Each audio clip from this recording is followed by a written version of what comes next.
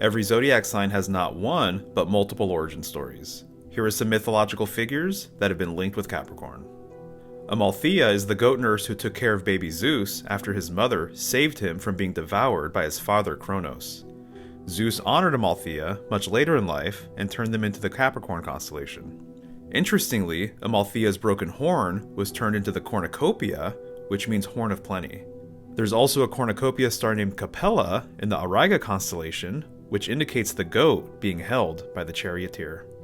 In another story, the satyr Pan saves himself from the serpentine monster TYPHON by morphing into a fish hybrid and diving into a river, thus turning himself into a sea goat like Capricorn. Pan's story mirrors almost exactly that of Ajapan, another satyr turned sea goat. Depending on who you ask, these two are either one and the same or different gods entirely. PRICUS was the first sea goat created by Kronos, who made him immortal and the ruler of time. Over the years, his sea goat children started spending more time on land than in water. He believed this transition ruined their intelligence and the ability to navigate the waters.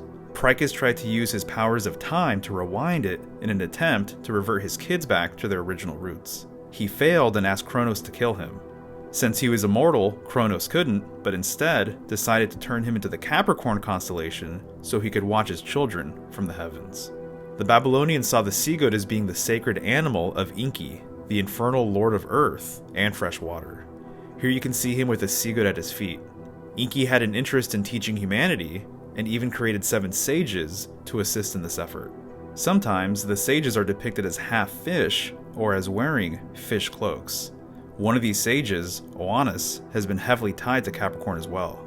Enki was also called Ea, which is why Capricorn back then was sometimes referred to as the Star of Ea. Capricorn may actually have a closer association to a lesser-known goddess of the same pantheon, Tismedu.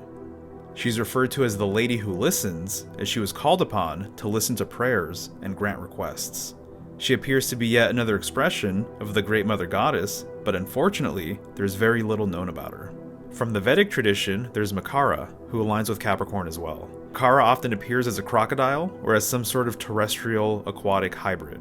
One story goes is that GAJENDRA, the king of the elephants, was bathing in a river when a crocodile pulls him under. He struggled to save himself and pleaded to Vishnu for assistance, who appeared and beheaded the crocodile. This is why MAKARA sometimes appears with the head of an elephant. There are several gods and goddesses, including Varuna, the god of the oceans, who are depicted riding MAKARA. In the Eastern world, there's a number of emanations of MAKARA, like the one seen here. As always, I'd love to know what you think.